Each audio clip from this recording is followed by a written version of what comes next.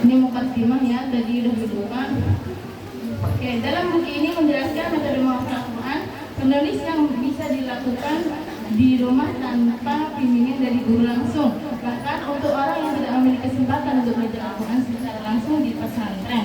Jadi kita bersyukur ya, masih pesantren kita bisa langsung hafal Al-Quran, kita langsung ketemu sama guru kita, belajar tajwid, belajar tafsir. Oke, lanjut.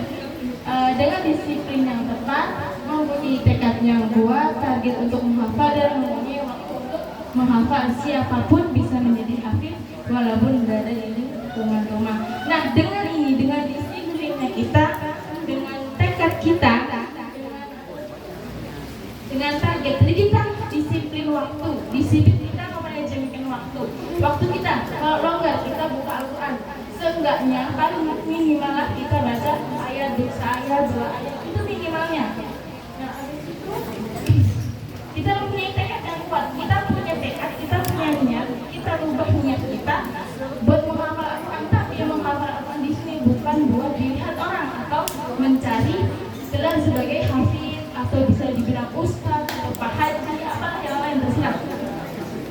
Ya, itu niatnya diubah ya, kita niatnya lillahi ta'ala. Kita niatkan untuk menjaga Al-Quran dengan menghafalnya. Oke. Terus kita mempunyai target untuk menghafal. Target kita, contohnya di bulan ini saya mempunyai target untuk menghafal 1 juz. Berarti kita selesai target itu, kita semangat, kita rancang waktu kita untuk menghafalnya. Misalnya sehari 2 lembar atau sehari 1 lembar, minimal sehari satu ayat. Nah, itu minimalnya. Yang penting kita istiqomah buat menghafalnya. Nah, kalau kita udah disiplin, udah punya tekad yang kuat, udah punya target, insya Allah siapapun atau kita profesinya sebagai apapun bisa jadi hafiz Quran. Karena apa? Disiplinnya waktu kita, tekad kuat kita, dan target kita. Oke, lanjut. Metode ini cocok untuk orang-orang yang memiliki kesibukan atau keterbatasan waktu, namun tetap memiliki keinginan kuat untuk menghafal Al-Quran. Ya, ulas metode. Ada beberapa metode yang harus dilakukan. Yang pertama, merencanakan program yang akan mengubah kehidupan secara sempurna. Udah ya, jadi kita mengubah program hidup kita yang tadinya biasa aja jadi lebih baik. Oke, lanjut. Menjadikan Al-Quran sebagai kehidupan dunia akhirat. Jadi maksudnya di sini kita menjadikan Al-Quran kita sebagai syafaat. Kita menghafal Al-Quran itu niat kita buat nolongin kita di akhirat nanti. Nggak tahu kan amal kita yang baik beratnya mana. Yang penting kita niatkan hafal Al-Quran buat jadi teman kita di akhirat nanti. Oke, lanjut. Mengetahui keutamaan menghafal Al-Quran dunia akhirat. Jadi sebelum kita menghafal Al-Quran, kita harus tahu keutamaan menghafal Al-Quran di dunia dan di akhirat. Jadi di dunia juga kita mendapatkan keutamaan, di akhirat juga kita mendapat keutamaan. Oke, nomor 4, memanfaatkan waktu luang untuk menghafal. Jadi kita disiplin waktu kita di waktu luang kita, misalnya jam istirahat, enak buat itu dia tidur aja, soalnya otak kita habis bekerja, habis belajar. Dan kalau misalnya sebelum dulu masih ada waktu sambil nunggu imam, itu kita gunakan buat menghafal Quran. Paling kayak 1 ayat kalian baca ulang-ulang, walaupun nggak nyantol-nyantol, yang penting dibaca. Karena kalau misalnya kita sering baca, mulut kita bakal terbiasa dan telinga kita akan merespon langsung masuk ke otak.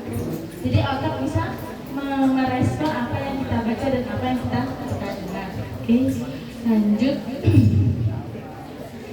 Metode kedua, kita masuk ke metode yang kedua.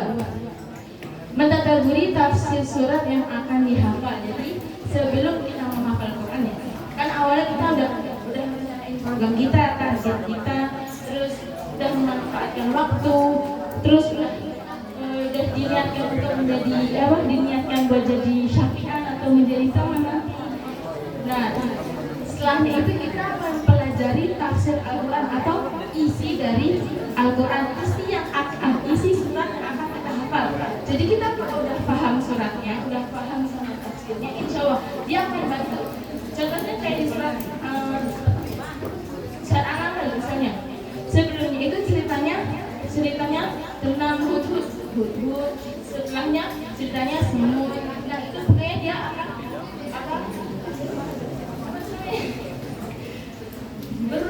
berurutan dia bakal cerita berurutan. Jadi kita kalau misalnya udah paham, kita bakal tahu setelah cerita ini masuk ke cerita ini. Contohnya kayak masuk ke mulai dari ceritanya orang kafir masuk ke ceritanya orang beriman atau orang munafik. Ya yang lain sebagainya. Oke, masuk mendengarkan murotal berulang-ulang sebelum menghafal. Jadi sebelum menghafal kita telinga kita dibiasakan untuk mendengar murotal.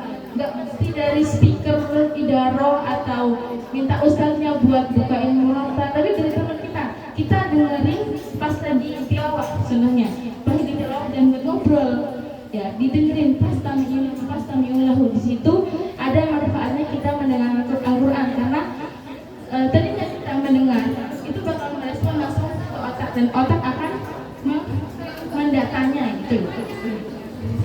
Lanjut.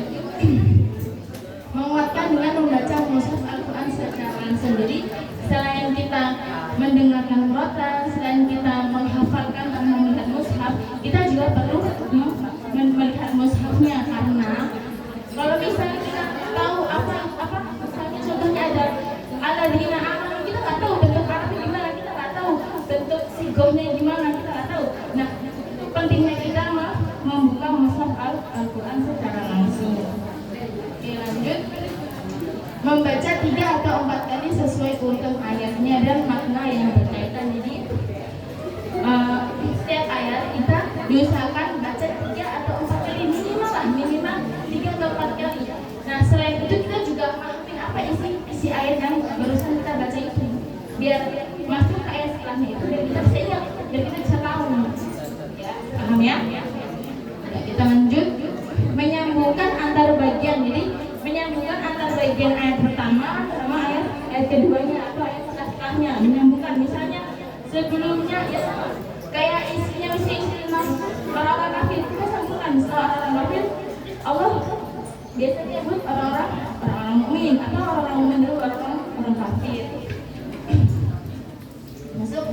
Nah setelah kita mengkategorinya, setelah kita membaca ulang-ulang, setelah kita menghafalkannya, kita coba untuk menghafal seluruhnya. Jadi seluruh surat yang kita hafal itu kita coba dari awal sampai akhir surat kita hafalin, dan kita jangan lupa sebarkan ke teman. Itu perlu banget. Oke lanjut. Hal-hal yang perlu kita tahu. Contohnya itu ada keutamaan menghafal Al-Quran. Jadi di dunia, 1. mendapat nikmat atau derajat kenabian tapi tidak mendapatkan wahyu. Maksudnya apa? Di dunia kita bakal dapat nikmat kenabian. Nah, dia ya sama Allah, dia mendapat nikmat kenabian. Maksudnya dia telah menaiki derajat kenabian, tapi bedanya dia tidak mendapatkan wahyu. Kalau nabi kan dia mendapatkan wahyu, kan punya kamu ya. Beda wahyu nabi sama manusia.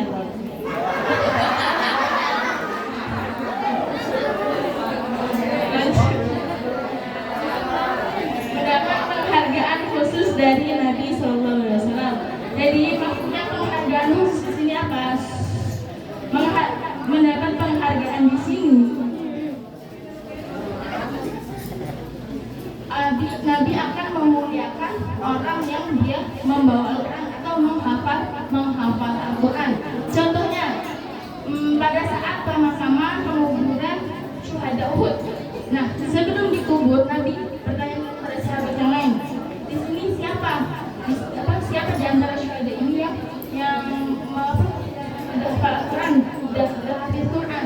Nah, terus Nabi memerintahkan kepada sahabat yang lain untuk mendahulukan penguburan syuhada yang hafiz. Jadi di sini Nabi memuliakan orang yang menghafal Al-Quran. Selain itu di hadis disebutkan ya umul qauma aqra'uhum kitabillah. Jadi pemimpin orang-orang dia udah hafiz Quran, baru setelahnya kalau nggak ada yang hafiz Quran baru ke yang lain. Tapi yang dipentingkan, yang diawalkan, yang diulakan itu yang menghafal Al-Quran. Penghafal Al-Quran menjadi ciri orang yang diberi ilmu. Kenapa menjadi ciri orang yang diberi ilmu? Karena ayat-ayat Al-Quran itu akan melekat di hati orang yang diberi ilmu, bukan di hati orang yang mengingkarinya atau orang-orang dolim. Karena orang-orang berilmu dia akan mengamalkan apa isi Al-Quran. Dia akan mengamalkan dan dia akan mengamalkan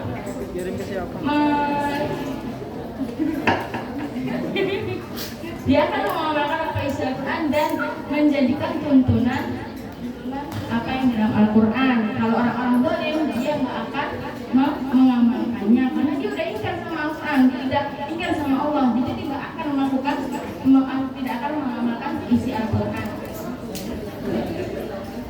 Menjadi keluarga Allah yang berada di atas bumi. Nah di sini penghafal Al-Quran itu termasuk keluarga Allah. Termasuk keluarga Allah di sini, dia insya Allah akan dijamin masuk surga. Mau nggak masuk surga? Nah caranya kita dengan menghafal Al-Quran.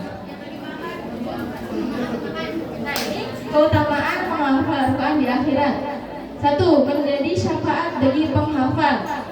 Bagi penghafal Al-Quran, Al-Quran itu akan menjadi syafaat bagi dia, akan menjadi penolong bagi dia. Penolong dari apa? Dari siksa Allah atau dari neraka. Atau bisa jadi penghafal Al-Quran ini bisa mengajak keluarganya memberi syafaat kepada keluarganya yang masih mempunyai iman. Kedua, meninggikan derajat di surga. Maksudnya meninggikan derajat di surga siapa? Nabi SAW bersabda, sesungguhnya kedudukan penghafal Al-Quran itu pada akhir ayat yang dia baca. Jadi hafalan kita itu tergantung derajat kita di surga itu tergantung apa yang kita miliki dari Al-Quran, apa yang kita hafal dari Quran. Contohnya kita hafal, ya alhamdulillah dapat 10 juz, dari derajat kita itu 10 juz di akhirat. Terus misalnya kita hafal dari Allah udah 30 juz, dia akan mendapat penghargaan yang lain dari Allah. Penghargaan setelahnya itu apa? Kumpul bersama malaikat yang mulia dan taat. Para penghafal Al-Quran dia akan bergabung sama malaikat yang taat dan mulia. Yang keempat, mendapat mahkota kemuliaan. Jadi di sini kita nggak usah di dunia jadi raja. Kalau kita udah hafal Al-Quran, di surga kita bakal dapat mahkota dari Allah, malah lebih mulia dari raja-raja di dunia. Oke, lanjut. Mendapat jubah kemuliaan bagi orang tua para penghafal. Jadi selain kita juga dapat mahkota, orang tua kita juga dapat. Karena apa? Orang tua kita itu mereka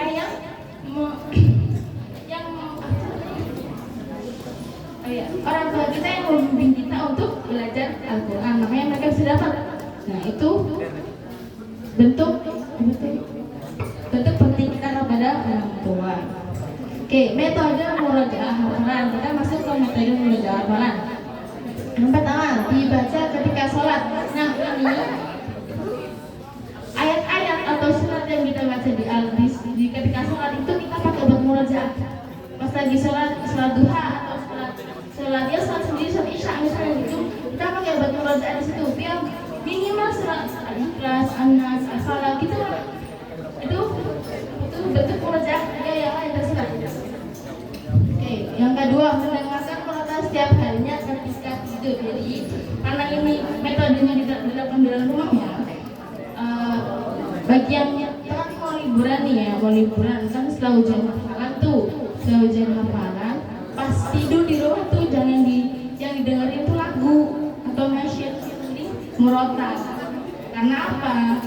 Telinga itu akan merespon apa yang dibaca oleh murotal dan dia akan meresponnya ke otak dan otak akan mendatanya. Jadi kita walaupun surat yang kita dengar itu surat yang kita nggak hafal, tapi karena otak udah mendata surat itu, insya Allah pas tadi kita mau nambah surat itu akan jadi mudah. Sering membuka dan secara langsung. Jadi selain jangan dengerin murotal aja, kita bisa dengerin murotal tiap hari, kita bisa dengerin orang ngaji tiap hari di masjid. Tapi kita juga buka dan baca Al-Quran, kita tilawah sendiri minimal sehari dapat 1 lembar atau one juz. Lanjut. Tahapan menghafal 1 surat. Pertama, mempelajari lebih lanjut tentang Al-Quran. Jadi kita belajar tafsir Al-Qurannya. Terus yang kedua, mengetahui hikmah yang terkandung di dalamnya. Jadi kita ambil hikmahnya, ambil pelajarannya yang dapat diambil untuk dipraktekkan. Yang ketiga juga sama, mengambil pelajaran bisa dipetik dari apa yang kita hafal. Yang keempat, membaca secara berulang dengan melihat mushaf langsung. Biar kita tahu apa alladzina amanu sama alladzina kafaru itu beda bentuknya. Oke, terus kelima, menghafal tanpa melihat dan lanjut ayat setelahnya. Maksudnya gini Pak, kita udah hafalin di ayat 5 misalnya, di ayat 5 kita udah hafal. Terus kita mau lanjut ke ayat setelahnya. Nah, sebelumnya itu kita baca dulu tanpa melihat. Ya minimal 5 kali lah, 5 kali. Terus lanjut ayat setelahnya. Terus lanjut karena membaca seluruhnya kemudian membaca tanpa melihat. Jadi kita udah hafal nih dari ayat 1 sampai terakhir. Udah hafal, kita coba tutup. Kita hafal dari ayat pertama sampai ayat terakhir. Nah, sebelum ditutup kita coba dulu lihat, kita baca berulang-ulang dari ayat 1 sampai ayat terakhir, baru kita tutup. Kalau bisa disesuaikan ke teman, biar teman tahu bagian kita yang salah. Lanjut. Tips tambahan. 1. Pilih waktu yang paling utama agar tidak menjadikan program ini sebagai sampingan. Jadi kita udah merencanakan waktu buat hafal Al-Quran. Kan kita di luar kan sibuk ya, ada yang kerja mungkin, ada yang kuliah, ada yang ngurusin anak atau yang lain lah. Nah, kita pilih waktu yang utama buat kita. Jadi jangan jadi hafal Al-Quran itu jadi program sampingan kita. Jadi misalnya kayak lagi kerja, istirahat kerja gitu. Sebenarnya mata itu udah panas kerja, tapi kalau kita sering baca Al-Quran, kan dia menghafal, dia perlu usaha, perlu energi buat minutnya. Makanya jangan jadikan program sampingan. Kita cari di waktu, contohnya kayak sebelum subuh, pas lagi tahajud, habis tahajud jangan tidur, usahain paling nggak baca atau enggak hafalan 1 surat, 2 surat, 1 ayat 2 ayat. Oke, lanjut. 2. Berusaha menghafal ayat setiap hari meskipun sedikit. Nah, maksudnya di sini apa? Kita berusaha menghafal 1 ayat aja. Kalau bisa 1 ayat belum hafal, jangan coba pindah ke ayat yang baru. Karena kalau kita coba yang baru, yang sebelumnya belum hafal, itu bakal ngaruh ke ayat-ayat setelahnya. Saya juga pernah ngerasain itu. Di juz 3 kalau nggak salah, di ayat panjang. Ayat panjang itu saya belum siap sebenarnya, yang soal dain itu, soal hutang. Itu saya udah kepengen masuk ke 3 ayat terakhir soal Baqarah, itu kan lumayan gampang ya. Nah, dari situ ayat dan saya itu hancur. Saya selanjutnya berantakan banget.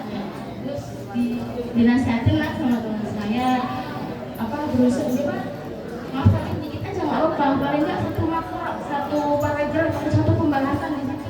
Itu minimal kita hafalin dulu, kita hafalin sampai mungkin. Kalau misalnya belum mungkin, jangan coba untuk menghafal ayat setelahnya, karena itu bakal ngaruh ke ayat-ayat setelahnya. Oke, lanjut. Nomor 3, murojaah ketika sholat, baca ayatnya ketika sholat. Nah, pas lagi sholat malam tuh loh, sholat tahajud, itu kita boleh kok habis selesai sholat kita ambil Quran, kita baca besok apa yang kita mau hafalkan, atau pas nanti bangun tidur kita mau hafalkan. Lanjut.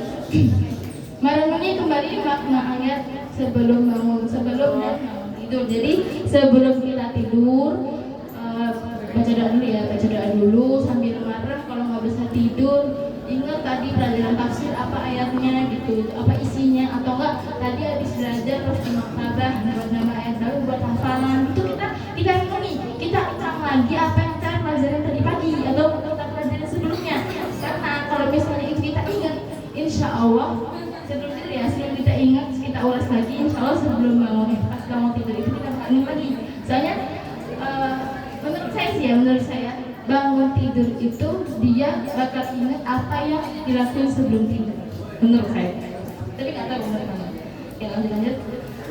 Nomor 5, optimis dan semangat bahwa kita mampu menghafal Al-Quran. Jadi yang nggak cuma dengerin muatan, nggak cuma dengerin orang ngaji, nggak cuma kita baca Al-Quran tilawah tiap hari di musola atau di rumah.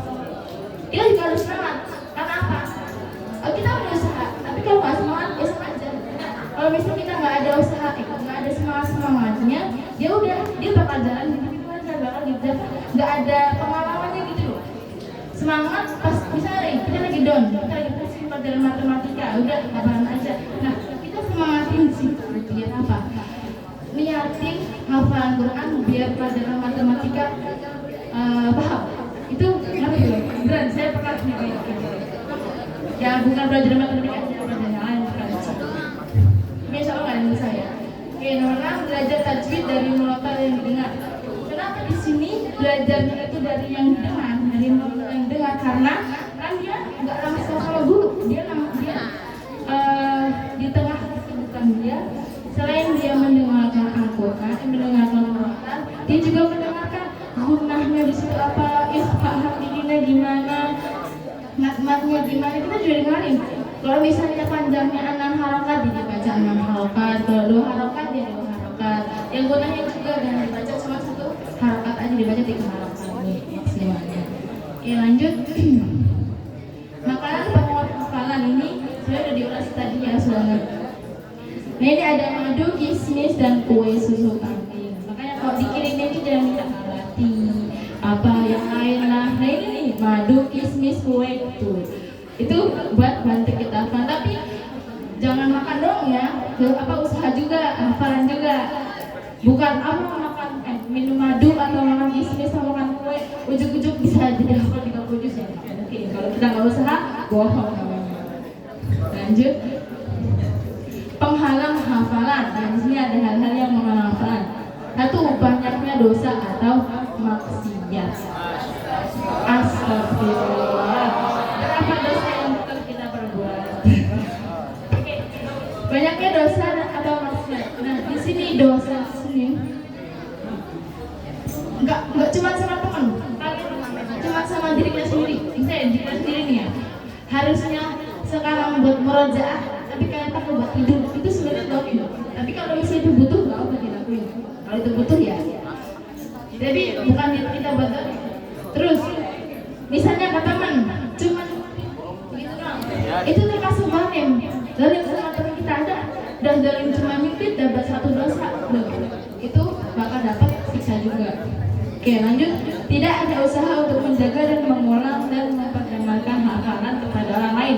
Contohnya gini, dia udah hafalan, sudah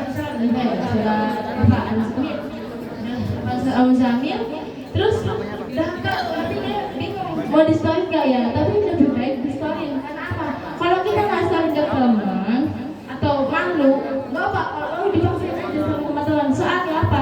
Kalau kita nggak story ke teman kita nggak tahu mana yang salah lagi kita. Setelah teman-teman gini, bawa Al-Quran, bawa pensil misalnya gitu. Terus pas selesai hafalan, selesai diingetin temannya, nih kamu salah di ayat ini, kamu ribet di ayat ini, kamu potong di ayat ini. Berarti tahu kita bisa menghafal apa kita hafal. Jadi itu pentingnya kita menyetorkan ke teman kita. Oke, lanjut. Berlebihan terhadap urusan dunia. Jadi selain kita menghafal Al-Quran, kita kerja nih, misalnya kerja, karena kan di rumah ya, kerja atau kuliah, kita habis hafalan Quran, terus tapi di situ kepaksa rasanya, aku harus nambah 1 surat atau 1 ayat, habis ini mau berangkat kuliah, mau berangkat kerja. Nah, kalau kayak gitu mending dibaca, jangan dihafal, ya, mending dibaca, jangan dihafal. Tapi kalau bisa dihafal, lebih dihafal ya alhamdulillah, untuk lebih masing-masing. Tapi berlebihan terhadap urusan dunia di situ, ya itu paksaan dalam kita buat melakukan dunia, buat melakukan apa yang kita kerjakan dibanding Al-Quran. Jadi artinya itu jadi terbelah kayak gitu. Oke, lanjut. Berambisi menghafal tanpa menghafal banyak tanpa memulainya. ayat walaupun dikit, sehari 1 ayat itu lumayan alhamdulillah. Kalau mungkin harus mungkin jangan berambisi banyak, soalnya kalau misalnya kita langsung banyak dan kita nggak mungkin itu bakal ngaruh setelahnya. Lanjut, mekanisme kerja memori manusia. Di sini ada ilmiahnya ya. Organ tubuh manusia yang paling rumit adalah otak. Ia bertanggung jawab untuk mengingat dan membuka kembali informasi yang tersimpan. Memori yang tersimpan dalam otak diibaratkan sebuah komputer yang membutuhkan perhatian dan berperhatian, pemeliharaan dan nutrisi yang dibutuhkan. Proses penyimpanan informasi agar mudah dibuka kembali dengan diiringi pemahaman terhadap informasi yang disimpan. Jadi otak di sini dia kita ini aja ya ringkasnya ya.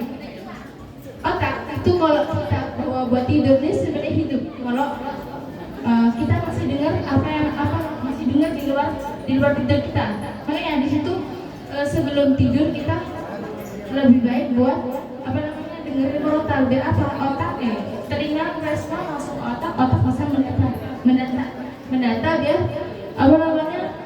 tapi selain itu dia juga diiringi dengan pemahaman. Jadi kita juga paham sama ayat yang kita dengar.